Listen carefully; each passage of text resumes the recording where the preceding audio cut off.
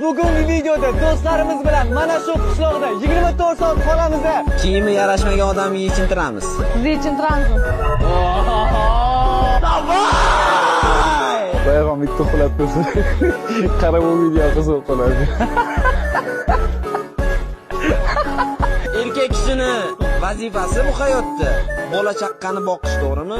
Pakashda oramizda bola chaqqa yo'qmi? Biz dam olamiz. Как понял? Mana nima qilishim kerak edi? Bola chaqa qilsin. Yurin.